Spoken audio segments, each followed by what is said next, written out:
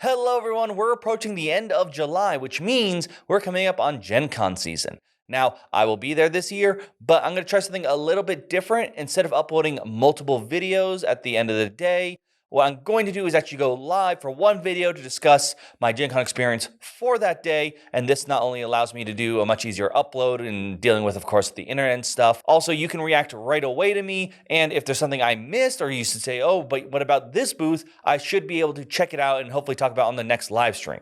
But that's not what we're here to talk about right now. The main thing we're here to talk about is what games we expect to see at Gen Con. We like to do these previews before each Gen Con so we can hype up and discuss what games we are most excited about. Now, as always, we're not going to be covering every company and every game that's going to be there. This video is already going to be long enough as it is. Second, we're not ranking these. We're going by alphabetical by the company, because this way it's very simple and no one feels like I'm putting them in an unfair order. So without further ado, let's take a look at what hot games you can expect to see at Gen Con 2022.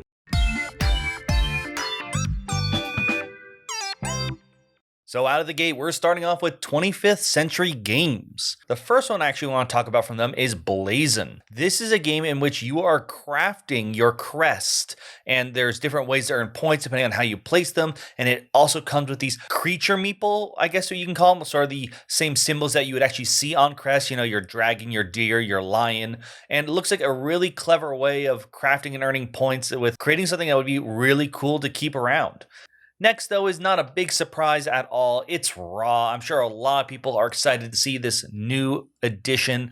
Raw is one of those games that, at least from when I've heard people talk about it, it's like from the early days of the golden age of board gaming, definitely along the lines of Puerto Rico, even like Catan, things that got people into gaming and to see it as more than just some rainy day activity.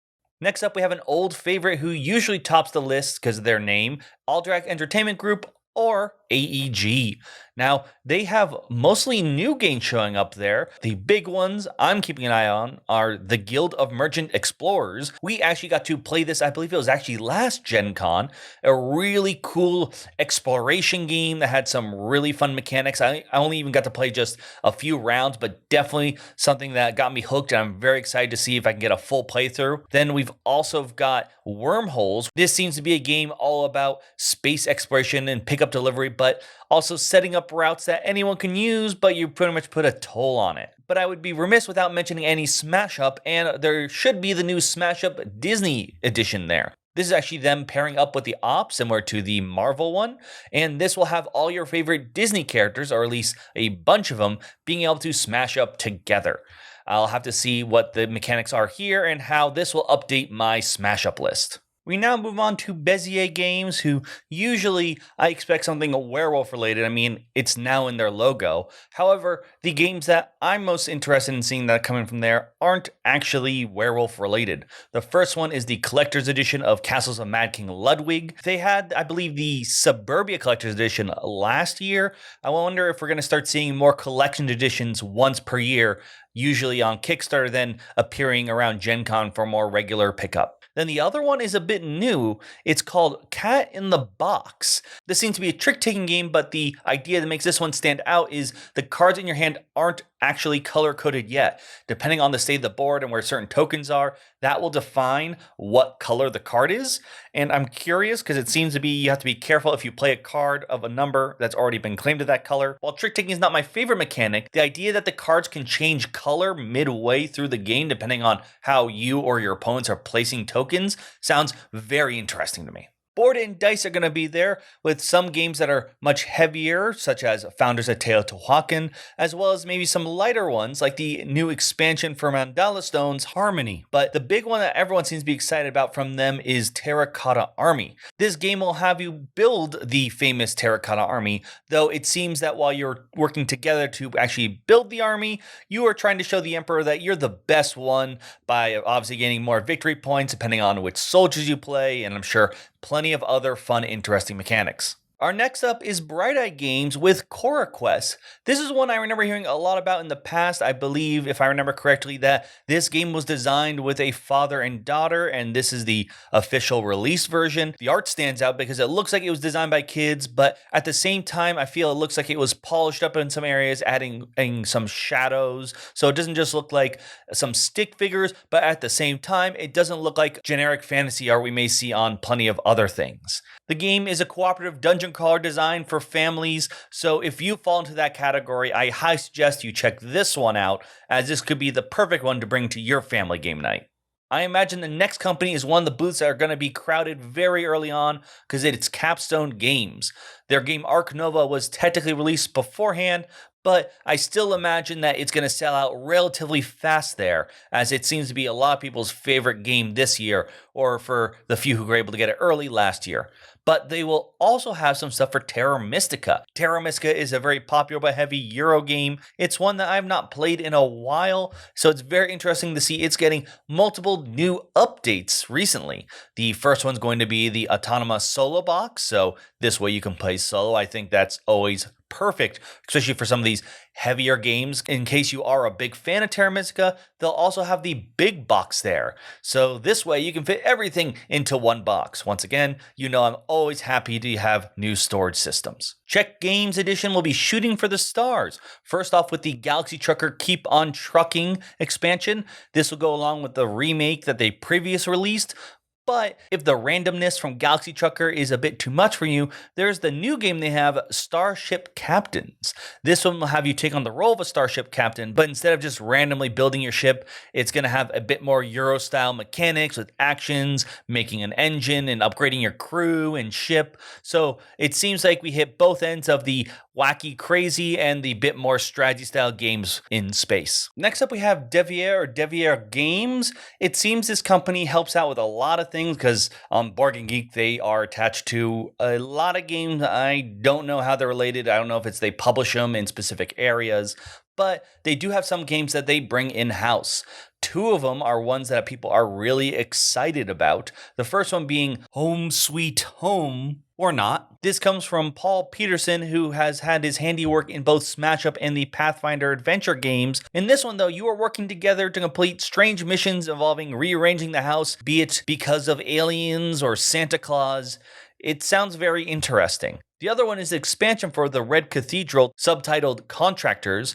I'm going to admit, I do not know about the original Red Cathedral, but apparently this is an extremely hot, popular game, as I see so many people making videos about it and how they love it. So I apparently should go there not just to see this expansion, but maybe actually try out the base game as well. Direwolf will be there with some games that we've already talked about before. The first one being Clank Catacombs. Unlike the original Clank, which has a relatively set map, this one is going to have tiles that randomly flip out, really changing how the race and treasure collecting go. I'm super excited to try this one out. The other one is the expansion for Dune Imperium, Rise of Ix. Dune Imperium is one of the best Dune and deck building games out there. I highly recommend that you go try to play the base as soon as you can so you can get excited to pick this expansion up. Eggert Spiel will be there hoping to rustle up some more love with the newest additions that they have for the Great Western Trail 2nd Edition. There's Argentina as well as Rails to the North. Argentina is its own base game, which adds a new type of worker, farmers, and a few other fun twists to make it stand out from the base, while the other one is an expansion which expands the rail system to make some harder to reach but more rewarding destinations. Floodgate Games will be there with copies of games that we've already maybe previewed before, but will be available for sale, as well as some fun expansions. We've got Decorum. This looks like a very aggressive cooperation game in which you are trying to each decorate a house, but you all have secret rules, such as you want certain rooms to have certain colors or items. And of course, the other player has those as well, but you can't tell them to each other, and just becomes a really hilarious mess of you arguing why this lamp needs to be exactly here. They also have 2 expansions, one for Fog of Love, which they actually recently acquired, and this one is called Love on Lockdown. That is right, they made an expansion all about being in quarantine and lockdown. Sagrada, the popular window dice building game, will also be there with an expansion. Glory is the final of what they call the Great Facades expansion. This one adds a bit more competition and rivalry and also adds some new strife dice. Now, I haven't seen a listing of it there, but I am curious if we will also see the Sagrada Legacy game that I know that they had in the works. I'll definitely keep an eye out for it and talk about it more should I see it. Funko Games is definitely going to be there, and I'm sure they're going to have some cool looking booths. I wouldn't be surprised if we see more playable versions for Jurassic World, the Legacy game that was recently successful on Kickstarter, as well as some of their other new titles. Though the biggest new ones that I believe either just came out or will be coming out will be actually Disney related. There's Disney's Big Thunder Mountain Railroad and the Disney A Goofy Movie game. They're continuing the trend of making games based solely on rides. I wonder how long it is before you could technically build Disney World with just board games. And of course, Disney A Goofy Movie is going to get a lot of people excited as this is a classic in many people's hearts. Though I do find it funny that a lot of people who are probably going to pick this up and play with their family probably watch the movie closer to Max's age and are now in the role of Goofy, just wanting to hang out with their kids. From Hatchet Games and Gigamic, we have Acropolis. This has you in ancient Greece, rebuilding, of course, different areas, temples, markets, but it does so in this cool, colorful tile placement, not just putting it side by side, but it seems to also be covering each other. So it seems to have an interesting sort of 3D presence, so to speak, as well. Also from Hatchet Games, but also another company, this time Le Scorpion Mask, is Turing Machine. This looks like a weird, fun puzzle game that, according to them, uses punch cards. This looks like the kind of weird game that I'm into, so I'm totally going to have to check this one out. And finally from Hatchet as well, but this one goes with Studio H, but I think that actually is still them. I don't know how this works out, but it's Suspects. This one I've actually already reviewed on the channel. It is a mystery solving game that I think actually did a great job with its final scoring system. It's definitely one worth checking out. And if you're there are ways you can actually try out and get a sort of case 0, a demo case, if you're not sure, sort of try before you buy kind of situation. Hasbro and Avalon Hill actually have some interesting things. There, of course, will be the 3rd edition of Portrayal at House on the Hill, a classic for many people, but they'll also have Risk Shadow Forces. This is the remake, so to speak, of the Risk Legacy, but it adds some new components and some new rules. There's also going to be HeroQuest, The Frozen Horror. This is an expansion for HeroQuest. And I don't know if they'll have it here, but they did just announce it, so keep an eye out. There is, yes, the Wordle game. This is based on the popular Hit Craze website app. I'm not sure exactly what you call it. Regardless, there is now going to be a board game version of it. I believe only it's open for pre-order right now.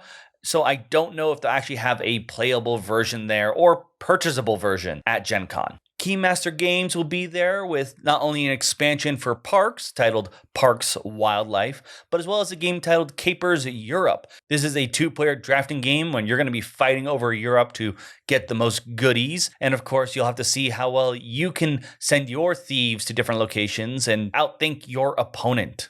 Lucky Duck Games will be there with plenty of app-based detective games, but they're also going to be showing off It's a Wonderful Kingdom. This is actually a new single and 2-player variant of It's a Wonderful World, and instead of the modern-day high-tech, it's going to be a bit more fantasy-themed. This one tackles 2-player drafting by having the players split cards into 2 piles each turn, deciding which one they take, which one they keep, meaning you're going to have to make some tough choices of how you split cards in order to make sure that your opponent doesn't choose the pile that you actually want. And then of course, to confuse things more, you'll be sometimes able to play some cards face down.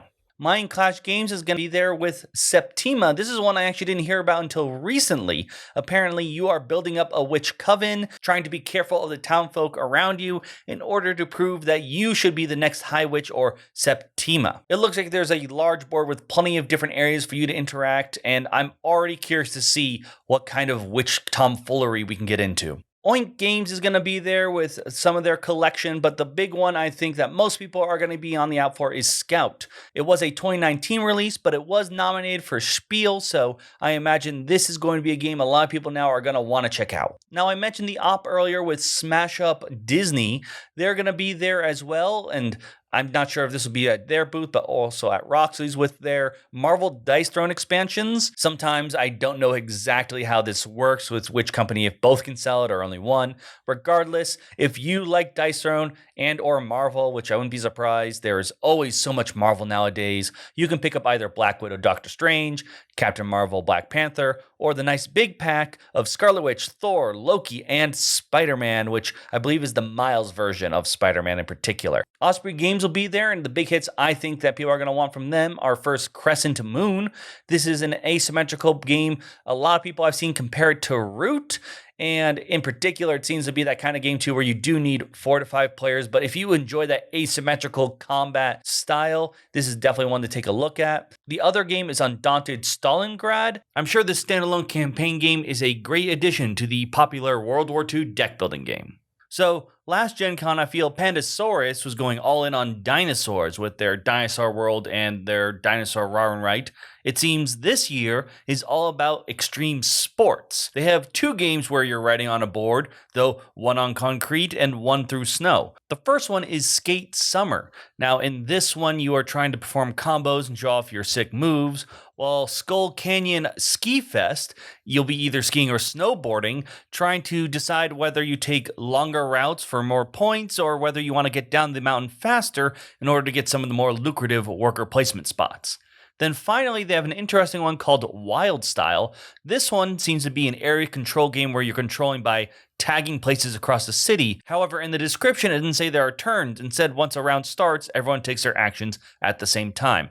However, I couldn't see a clear definition of whether this means it's going to be a wild, crazy mess of like full-on real-time action, or it's just that you all take an action at the same time together. Either way, it sounds like a game I gotta go see. We got some heavy games from Pegasus Spiel. First off is Carnegie. This is not about running a deli, but rather Andrew Carnegie and, of course, taking over the entire United States. Then we have Skymines, which, from what I can tell, seems to be a game in which you are playing as the investors, and depending on how you invest in certain companies, which uses card programming and some kind of hand management, would affect the board and the planet that you're mining. I'm curious to see how this game actually plays and whether it's a game where you're actually taking control of territory yourself, or rather you're all taking turns programming and supporting different companies that will naturally take over the board on their own. Perplex will have the long shot dice game there. This is a roll and write that we actually previewed a while back, and it's been a lot of fun, and I've seen a lot of people now with the final version say how much they love it. I highly recommend checking this game out. It's one worth betting on. From Plata Games, we're going to see some expansions for the card games they run. First one, from Ashes Reborn, we see the Artist of Dreams as well as the Queen of Lightning. And for Summoner Wars 2nd Edition, the Cloaks faction return, as well as Fungal Dwarves and the Sky Spear Avians. Portal Games has 2 heavy but very anticipated games. First off, we got Brazil Imperial. This will scratch the itch for any of you 4X players out there, where you can expand and gain control over Brazil. The other one is Gutenberg. This seems to be a game all about trying to upgrade your printing press, getting new fonts, inks. I assume that the loser is the one who is stuck with the papyrus font. If you know Renegade Game Studios, you know they're the kind of company that makes a lot of games to see what lands and what maybe doesn't stick to the wall. And this Gen Con's no exception. We've got a new game called Bird Watchers. It's about, well, watching birds. We've also got the reprint for Crusaders that used to be under Tasty Minstrel. This new one, they'll have Crusaders that will be done, as well as the Divine Influence expansion. We've also got ton of things that should have technically maybe fallen under Hasbro. We've got the new G.I. Joe Mission Critical. This actually uses what they now call the Guardian system, the same thing from the Power Rangers miniatures game, which of course will have some expansions there as well.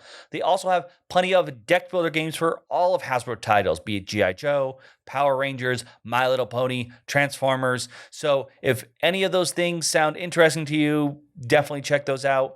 They've also got a new Vampire the Masquerade expansion for Rivals. This one is the Heart of Europe. This expansion does not add new clans, but rather adds new cards for all the existing ones. This is a great one to pick up if you already have a favorite playstyle and just want to find some more powerful cards for that clan. And finally, we have My Father's Work. This is a game in which you are playing over multiple generations, balancing your own mad scientific experiments along with the town, which may be a little worried about what you're doing up there in that castle. This is a game that actually uses an app, and while this game was delivered a while back for Kickstarter backers, unfortunately, depending on where you're planning to use the app, it might not be out yet. I, unfortunately, am still waiting for Google to approve their app.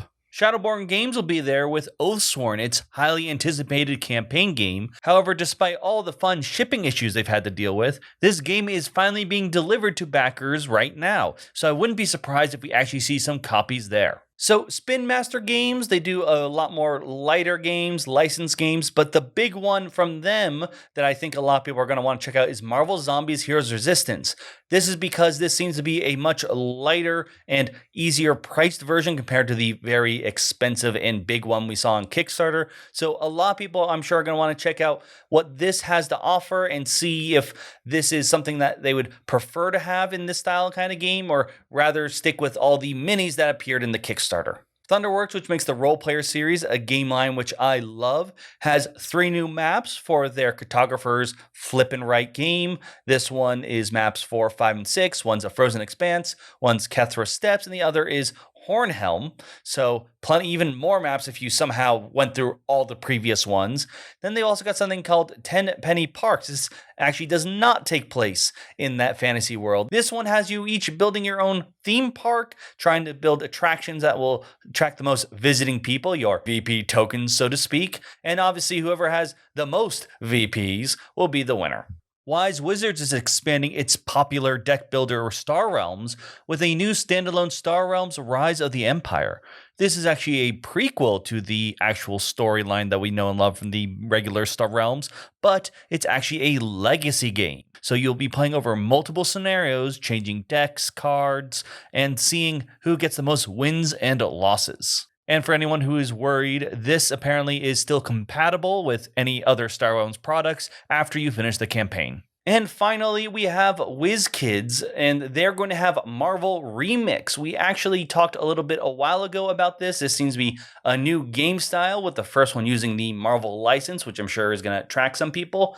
But from what I can tell, this will be a game where we'll probably see more other remixes, be it whatever WizKids has to offer. I believe they have plenty of licenses already, including Magic the Gathering and Dungeons & Dragons. So I wouldn't be surprised if we see one of those with a remixed version.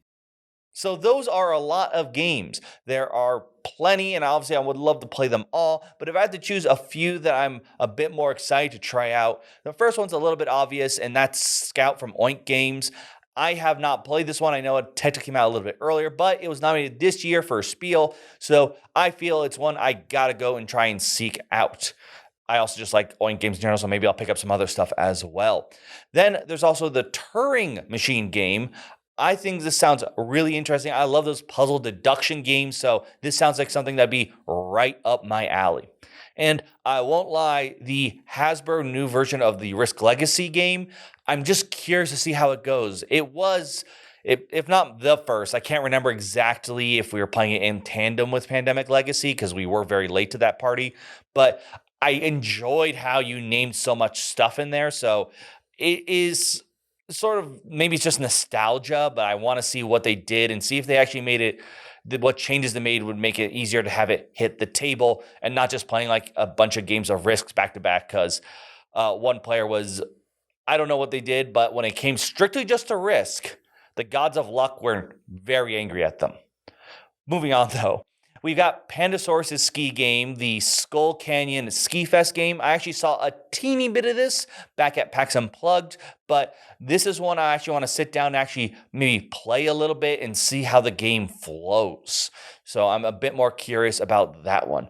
Though one of probably the biggest winners for me is Direwolf, and that's with both the Clank Catacombs as well as the expansion for Dune Imperium. I love Dune Imperium, and the Clank Catacombs, like such an interesting twist on Clank. I cannot resist but try and see both of those, and maybe even pick them up if they're available. Now, speaking of which, one of the companies I didn't mention was CMON, but they did just announce some big Kickstarter news. I'll probably talk about more in our news segment, but they announced a new Dune game, so connecting with our previous story about Dune Imperium. I don't know if that stuff is going to be there, but I'm definitely going to see and stop by to make sure if they have anything like prototypey that I can at least go and check that out. So it's not something enough I can confirm and put on the list, but I'm going to look for it. And finally, there is one other big company that wasn't on the list, and that's Fantasy Flight. But if you've ever been to a Gen Con, you know that they have a tendency to announce a game while we're there. So we're going to have to wait and see what they have in store. I'm a little curious because I feel like they've been paring down their catalog a bit. So I don't know what they'll have in store. Continuing to beat the dead horse that I hope they do something with Android. I think that is still an untapped universe that has plenty of potential. But of course, we're going to have to wait and see. Let me know in the comments what your thoughts on this are. Is there something I forgot to mention? Is there a game you're super excited about that you're going to walk, not run, to in order to make sure that you secure a copy for yourself? And of course, please don't forget, I'll be live streaming at the end of each night while I'm there. So that will give a chance for you to hear what I did and go over, and as well as ask me any questions or let me know then that there's something really important that I should check out. Let me know in those comments down below. I'll love to hear from you all. But thank you so much for watching. And please don't forget to like and subscribe. And you think someone is going to be interested in this list, please share it with them. But for now, I'm Will Keeler, and this has been Roll for Crit.